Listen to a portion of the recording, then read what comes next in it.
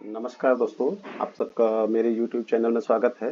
तो जैसा कि आप लोग जानते हैं कि मैं लगभग शाम को एक अपनी जो एनालिसिस है कि कल निफ्टी में क्या होने की संभावना है, तो उसको मैं मतलब यहाँ पे एक एनालिसिस करके डालता हूँ।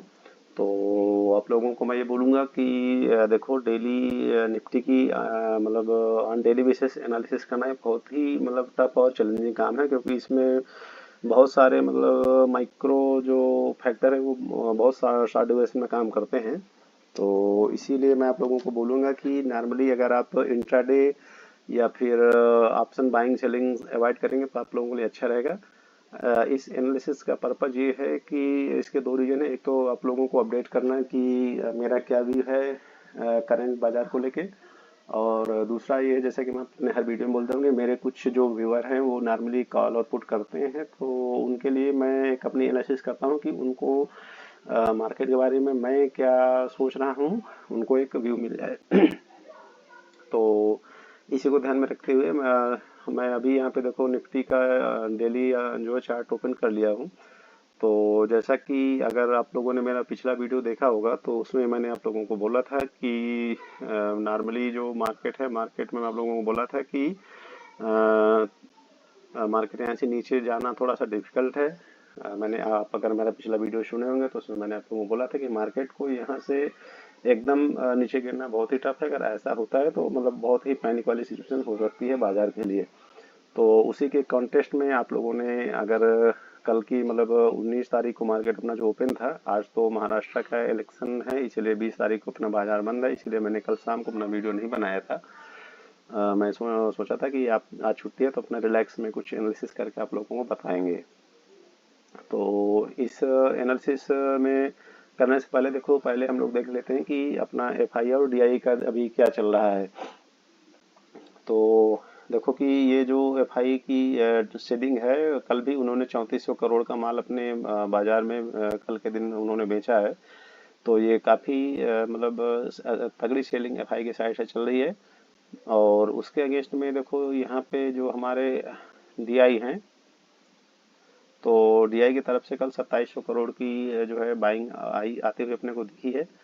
तो ये एक अच्छी बात है कि हमारे जो डोमेस्टिक इंस्टीट्यूशनल इन्वेस्टर हैं वो अभी मार्केट में बाई करते हुए अपने बाजार को थोड़ा संभाल रहे हैं। लेकिन दोनों को संभालने में देखो प्रॉब्लम क्या होता है कि जो अपना अपनी जो ये एफआई लोग होते हैं, ये मार्केट को बहुत मतलब किसी भी भाव पे सेल करने में रेडी हो जाते हैं। अगर उनको लगता है कि अभी रिलायंस का भाव 1500 चल रहा है, उसको लग रहा है कि उसको इस रिलायंस से निकलना है तो 1500 की माल अपना बेच देगा।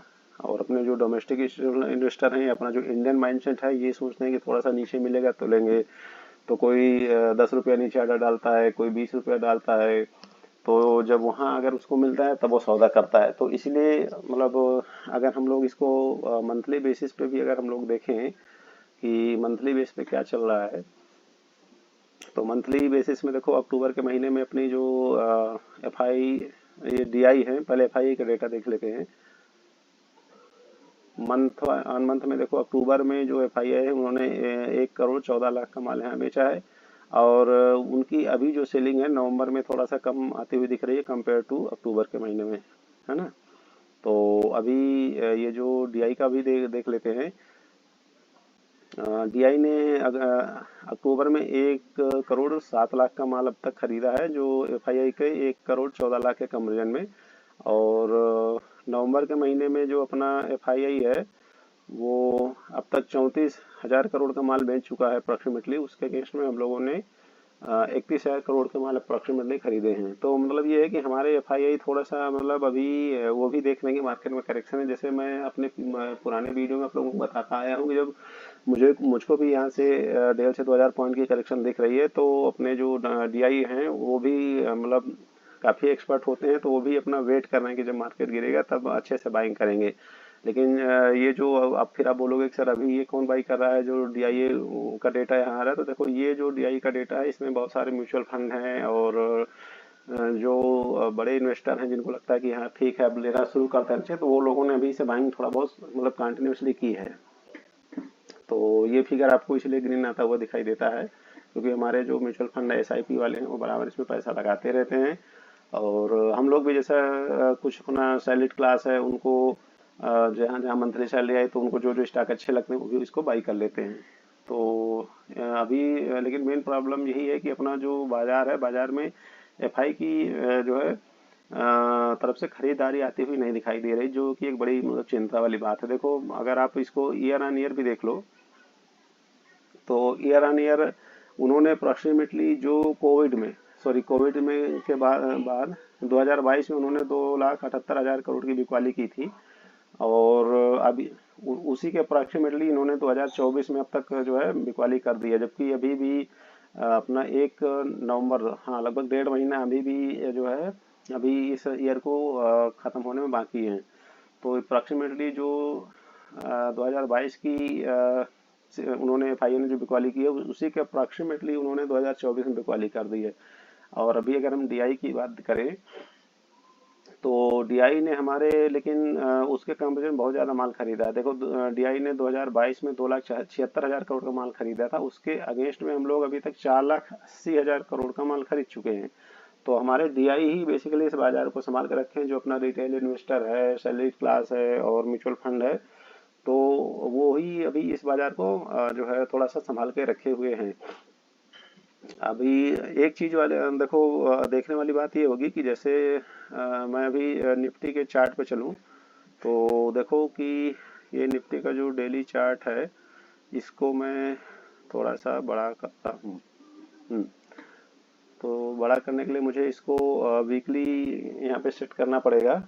तो वीकली जब सेट करेंगे तो देखो यहाँ पे क्या था कि ये 2000 अक्टूबर का 2021 का है। उसके बाद ये यहाँ से मतलब जो 3 जनवरी 3 जनवरी 2022 से लेके और देखो यहाँ तक बेसिकली ये जो है यस यहाँ तक डीआई ने जो बिकवाली की है उसके लिए देखो अपना जो मार्केट है, मार्केट में कोई इसमें मतलब तेजी आती हुई नहीं दिखाई दी है। अगर आप इस पीरियड को देखेंगे यहाँ से लेके ये मतलब ये जनवरी 2022 है और यहाँ तक यानी कि ये मतलब ये लगभग लगभग दिसंबर का जो 2022 का है। तो बेसिकली एफआईआई की बिकवाली इतनी मतलब तेजी होती है कि वो अपने इस बाजार के ऊपर नहीं जाने देते।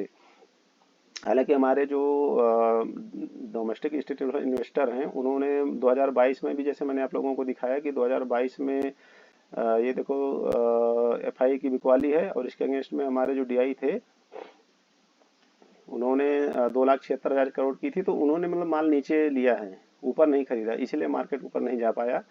और अभी अगर हम बात कर लेते हैं कि इस अभी प्रेजेंट में क्या चल रहा है तो 2024 में देखो 2,73,000 करोड़ की उन्होंने माल बेचा है एफआई ने। तो फिर से मैं 2022 पे आपको लाके चलता हूँ, सॉरी 2024। तो 2024 में आपने देखा कि ये 2024 का स्टार्टिंग है, तो यहाँ से लेके अभी यहाँ तक अपने एफआईआई मतलब बेच रहे हैं। लेकिन क्योंकि अगर आप यहाँ पे देखोगे कि एफआईआई ने तो 2,73,000 करोड़ का माल बेचा है लेकिन ओवरऑल अगर आप मतलब पूरे ईयर का बात करेंगे तो उसके अगेंस्ट में हमारे जो ये इंडियन इंस्टीट्यूशनल इन्वेस्टर हैं, डोमेस्टिक इंस्टीट्यूशनल इन्वेस्टर हैं या फिर जो लोकल रिटेल इन्वेस्टर, उन्होंने उससे डबल पैसा यहाँ डाला है। इसीलिए ये मार्केट देखो अभी भी आपको थोड़ा सा ऊपर जाता हुआ दिखाई दिया था। और अभी इस डेटा को आपको मंथली भी करके देखना चाहिए। तो अगर आप मंथली देखोगे तो मंथली में मैं अगर एफआई का डेटा लूँ तो आप देखोगे कि ये है मंथ वाइज। तो यहाँ से यस, तो जनवरी 2024 में और फरवरी मतलब यहाँ से यहाँ तक मार्केट में उन्होंने जो एफआई ने सेलिंग की है वो 30,000 15,000 ऐसे करोड़ की थी। लेकिन इसीलिए देखो आपकी ये जो मार्केट है यहाँ पे ये मतलब ऑलमोस्ट फ्लैट थी, ठीक है। लेकिन मुझे लग रहा है कि जैसे आप ये मई के बाद देखोगे तो शायद इसका डेटा आता हुआ एफआई का ज़्यादा दिखेगा या उसकी सेलिंग कम हुई होगी। इसीलिए ये जो है हम लोगों को यहाँ पे देखो मार्केट थोड़ा सा ऊपर जाता हुआ दिख रहा है। तो जैसे आप नीचे देख रहे थे कि मैक्सिमम चीज़ें रेड थी, मैं फिर से नीचे ले चलता हूँ। ये देखो यहाँ पे देखो मैक्सिमम चीज़ें आपको रेड में आते हुए दिख रही हैं कि जनवरी में रेड, फरवरी में 15,000, अप्रैल में 35,000, यहाँ पे 42,000 करोड़। लेकिन जैसा ही अपना जून में इलेक्शन का रिजल्ट आया था उसके बाद एफआई की थोड़ा सा सेलिंग कम हुई है। ये देखो जून में भी थोड़ा सा ग्रीन हुआ है, जुलाई में 5,000 का माल खरीदा है, अगस्त में 21,000 करोड़ का माल खरीदा। तो सितंबर में जो उन्होंने मतलब बिकवाली यहाँ से कम हुई है उनकी, ठीक है। तो उसके चक्कर में क्या हुआ है कि अपनी जो मार्केट है, आपने देखा कि ये मार्केट यहाँ से मतलब जून के बाद देखो एक ऊपर रैली पकड़ी, तो एक तो एफआई की जो सेलिंग है वो कम हुई थी, और दूसरा भी आप डीआई का यहाँ पे आप लगा लोगे चार्ट, मतलब डेटा, तो देखो डीआई का भी यहाँ से सपोर्ट और ज्यादा है, 28,000, 23,000, 43,000, 41,000, 1 लाख। तो मतलब ये जो चीजें हैं ये मार्केट को ऊपर ले जाके यहाँ तक लाई थी। लेकिन अभी हम लोगों ने देखा कि लास्ट वीक में अक्टूबर में एफआई ने काफी सेलिंग की है। मैं फिर इस डेटा को आपको एफआई वाले पे ले जाऊंगा। तो एफआई ने यहाँ पे 1,14,000 करोड़ का माल बेच दिया है, इसीलिए हम, और वो मतलब किसी भी रेट पे बेचने रेडी हो जाते हैं, तो इसीलिए ये भाव हम लोगों को यहाँ से ही मतलब सितंबर के बाद ये देखो 1 अक्टूबर बाद ये मार्केट में गिरावट आती हुई दिखाई दी है। तो एफआई का हमारे मतलब इसमें काफी कंट्रीब्यूशन रहता है मार्केट को ऊपर जाने में। हमारे जो डीआई होते हैं वो सिलेक्टिव स्टॉक को बाई करते हैं, बट जो निफ्टी के स्टॉक होते हैं, बड़े स्टॉक होते हैं, नॉर्मली वो एफआई ही बाई करते हैं, इसलिए उनके पैसा डालने से मार्केट को ऊपर ले जाते हैं। तो ये हो गई अभी मार्केट में जो प्रेजेंट सीन है, एफआई डीआई का क्या सीन है, और मार्केट क्यों उतना बढ़ा, क्यों कंसोलिडेट किया 2022 से लेके अब तक मैंने आपको बताया। अब हम लोग बात करेंगे कि कल क्या होने की संभावना है। तो अगर आप लोगों ने मेरा पिछला वीडियो देखा होगा, तो जब मार्केट यहाँ पे अपनी 18 नवंबर को क्लोज हुई थी, तो मैंने आप लोगों को याद होगा कि आपको न्यूट्रल टू निगेटिव हो तो आपको मार्केट बाई करना है। और उसके लिए मैंने आप लोगों को जो स्टॉप लॉस दिया था वो 23,250 से लेके 23,265 का स्टॉप लॉस बताया था। और जो लोगों को मैंने बोला था कि जिनको न्यूट्रल अगर मिलती है, न्यूट्रल टू पॉजिटिव साइड में हल्का मिले तो उनको बाई करना है, तो उनके लिए ये जो स्टॉप लॉस था 23,300, वो मैंने बताया था। आप अगर मेरा पिछला वीडियो देखे होंगे तो आपको पता चला होगा। तो उस वीडियो मैंने आप लोगों को ये बताया था कि अभी जो जैसे कि बहुत सारे लोग बोल रहे थे कि मार्केट में जो है गिरावट है, तो ये अभी और नीचे जाएगी। तो आपने मेरा वीडियो सुना होगा, मैंने वहां पे बोला था कि मार्केट को यहाँ से एक मतलब सीधे तौर पे नीचे जाना थोड़ा डिफिकल्ट है। मार्केट एक बाउंस बैक लेगा, और वो बाउंस बैक मैंने आप लोगों को बोला था कि 23,000 जो है 800 के अप्रोक्सीमेटली होता है। तो आपने अगर इस कैंडल को मैं थोड़ा सा बड़ा करूं जो मार्केट ने आपने देखा, ये देखो, ये अगर आप देखोगे तो यहाँ पे मार्केट ने एग्जैक्टली 23,780 ये जो पॉपअप है रेक्टेंगल में ओपन हो रहा है, आप वहाँ पे देख सकते हो कि यहाँ पे हाई आपको 23,780.65 पे दिख रहा है, लो आपको जो है 23,464 का दिख रहा है, और क्लोज हुआ है 23,518 के लगभग मार्केट अपनी क्लोज हुई है, और 23,529 के लगभग अपनी ओपन हुई थी। तो मेरा जो आप लोगों को बोलना था कि अगर आपने मेरा वीडियो सुना होगा तो मैंने उसमें बोला था कि मार्केट को एक बार 23,800 तो आना ही है, अब वो चाहे कल आए, 2 दिन बाद आए, या 8 दिन बाद आए, लेकिन वो 23,800 तो आएगी। जब तक वो 23,800 का लेवल टच नहीं करेगी तब तक तो मार्केट में मतलब फर्दर गिरावट नहीं आएगी। तो हमारा जो है वो कल लेवल एक हिट हो गया है। और इंटरेस्टिंगली बात ये है, देखो कि मार्केट ने वो जो 23,700 का जो टारगेट हिट किया, उसके बाद देखो उसमें एक यहाँ पे फिर लास्ट मोमेंट में मतलब करीब करीब 1:30 से 2 बजे के लगभग मतलब मार्केट में 2 बजे के बाद फिर से एक शार्प गिरावट आ गई है। और हमारा मार्केट बेसिकली थोड़ा बहुत ही ओपन हुआ है, उस ग्रीन ओपन हुआ है जो उस दिन के लास्ट डे की क्लोजिंग के कंपेरिजन में अगर देखा जाए, मतलब लास्ट डे मतलब 18 नवंबर की तुलना में 19 नवंबर को मार्केट अपना मार्जिनली ही ग्रीन क्लोज हुआ है, जबकि मार्केट में करीब एक सवा परसेंट की तेजी थी। तो ये था जो कल बाजार में हुआ। अब बाजार में देखो सबसे बड़ी प्रॉब्लम क्या हुई है कि कल जैसे हम लोगों ने आप लोगों ने देखा होगा कि शायद यूक्रेन ने एयर मिसाइल से वहां अटैक किया है, तो उसके चक्कर में मार्केट बहुत शॉर्ट टर्म पे नीचे आ गया है। और अपना जो साथ में वो लेवल भी था एक 23,800 को, वो भी अप्रोक्सीमेटली हिट कर गया। मतलब मैं अगर 23,000 सपोज करो कि 800 बोलता हूँ, तो 23,800 एग्जैक्ट नहीं होगा, उसमें plus minus 20 point, 5 point, 10 point ऐसे हो सकते हैं। हम लोग एक अनुमान लगाते हैं कि मार्केट में क्या होने की संभावना है। तो मैंने जैसा बोला मार्केट ने ऑलमोस्ट आपको वैसे ही आता हुआ दिखाई दिया है। तो अभी बात करते हैं कि कल क्या होने की संभावना है। तो देखो अब आज तो अपना मार्केट बंद है, और जो ग्लोबल मार्केट है वो बहुत मिक्स्ड है, उसमें मतलब ना कोई बहुत तेजी दिख रही है, ना बहुत ही मतलब कोई मंदी दिख रही है। तो ग्लोबल भी हम लोग अभी मतलब करेक्शन के मूड में ही है। तो मेरा बोलना यही होगा कि कल के दिन जो लोग नॉर्मली ट्रेड करते हैं तो वो उनको मैं यही सजेशन करूंगा कि देखो अभी ये 2 से 3 महीना का जो समय है इसमें आपको ट्रेडिंग में तो आप नॉर्मली कुछ नहीं बना पाओगे, क्योंकि देखो जिसने यहाँ लिया और यहाँ नहीं निकला, मैं आपको पिछले वीडियो में बोला था कि अगर आप नीचे बाई कर पाते हो तो जो आपको 100 पॉइंट 200 पॉइंट मिले, आप जहाँ से लेते हो वहां से मिले तो आपको प्रॉफिट बुक करते जाना है। आपको ये नहीं सोचना कि मार्केट 1% अप हो गया तो अभी और ऊपर जाएगा, क्योंकि और आपने सिमिलर देखा भी है कि मार्केट ऊपर 23,780 के लेवल से जाके और फिर कितना 23,468 मतलब 200 पॉइंट करेक्ट हो गया है। तो ये है मार्केट का सीन कि मार्केट में भी बहुत वोलेटिलिटी है, ह्यूज वोलेटिलिटी है। तो लोअर रेंज में वोलेटिलिटी, ऐसा नहीं कि मतलब मार्केट 5% बढ़ रहा हो फिर 5% डाउन हो रहा हो। मार्केट मतलब आधा परसेंट 1% दिन में ओपन होता है ऊपर और फिर शाम होते होते न्यूट्रल हो जाता है, या फिर दिन में निगेटिव क्लोज ओपन होता है तो शाम होते होते उस जो गैप अप है उसको गैप फिल कर देता है। तो अभी जो लोग मतलब इंट्राडे करने वाले हैं या फिर ये जो ऑप्शन बाई सेल है, मैं उनको यही सजेशन करूंगा कि अभी कुछ ना करें, उस पैसे को आप गुड क्वालिटी की स्टॉक में इन्वेस्ट करेंगे तो ज़्यादा अच्छा रहेगा।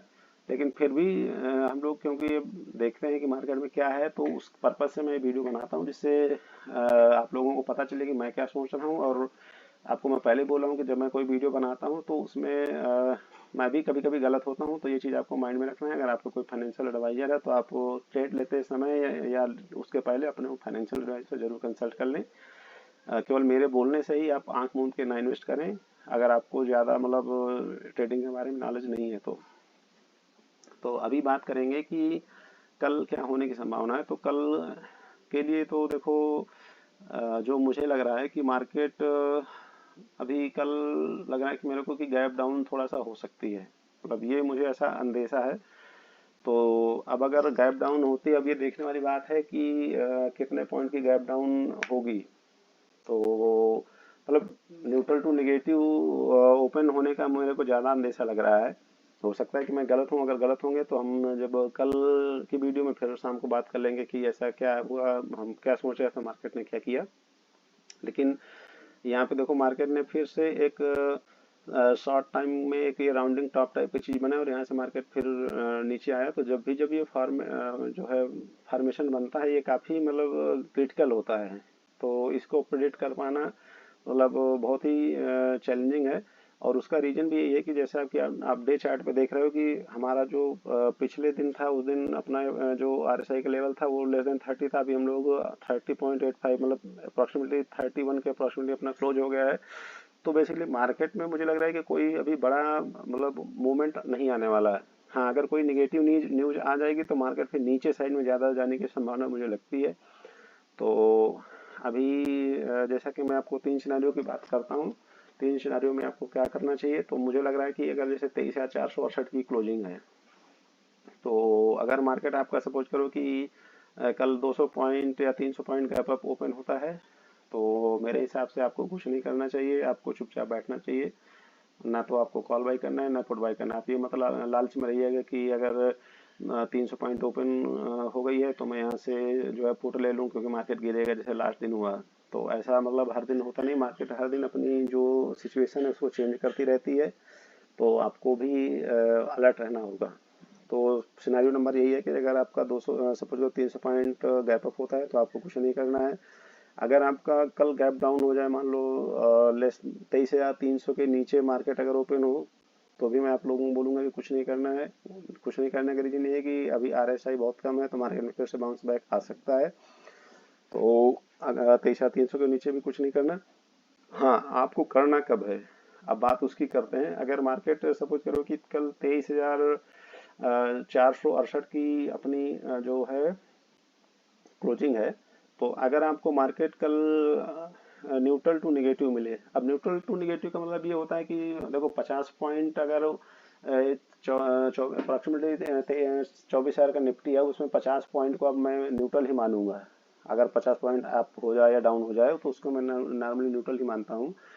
तो मेरा बोलना ये है कि न्यूट्रल टू निगेटिव, अगर आपको रिस्क नहीं लेना है तो आपको कल अगर न्यूट्रल ओपन हो मार्केट और वहां से फिर से 100 पॉइंट नीचे आ जाए और 23,000 यस इन लेवलों पे मिले, 23,400 के लगभग आपको मिले या 23,350 के लगभग मिले, तो आपको मार्केट में जो है आपको एक बार मैं मतलब आपको रिकमेंड तो नहीं कर रहा बट मेरे को लग रहा है कि अगर मैं आपकी जगह में होता तो मैं 23,400 के इर्द गिर्द मैं देखता कि मैं एक बार कॉल बाई करता।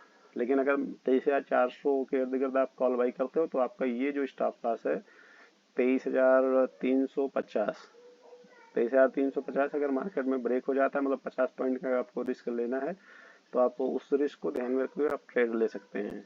लेकिन मार्केट क्योंकि इतना वोलेटिलिटी, आप हो सकता है कि स्टॉप लॉस ब्रेक करा के वो फिर ऊपर आ जाए, तो जैसा कि मैं हर वीडियो में बताता हूँ कि स्टॉप लॉस का फंडा ये है कि जब वो लेवल टूटेगा तो आपको वहाँ पे एग्जिट करना है, और जैसे वो मार्केट वहाँ उस लेवल के ऊपर आके सस्टेन करने लगे तो आपको फिर से जो है मार्केट में एंट्री मारनी चाहिए, लेकिन स्टॉप लॉस वही रहेगा।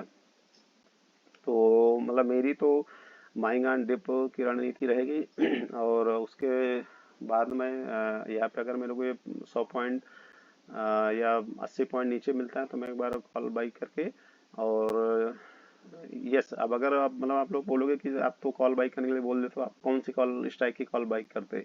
तो क्योंकि अगर मार्केट सपोज करो कि 23,468 है और मार्केट अगर हमारा ये 23,400 के इर्द गिर्द मिलता तो नॉर्मली मैं 23,500 की कॉल बाई करता और मेरा स्टॉप लॉस यही रहेगा 23,350 के लगभग। अपना जो क्लोजिंग है उससे आप 20 पॉइंट नीचे, मतलब 23,320 या 23,330 इसके नीचे अगर मार्केट जाता है तो आपको एग्जिट कर देना है। अगर उसके ऊपर बना रहता है तो आपको मतलब आप 23,400 पे आप लिए तो 23,500 या 550 उन लेवलों पे जाए तो आप एक बार अपने इस प्रॉफिट को बुक कर सकते हैं।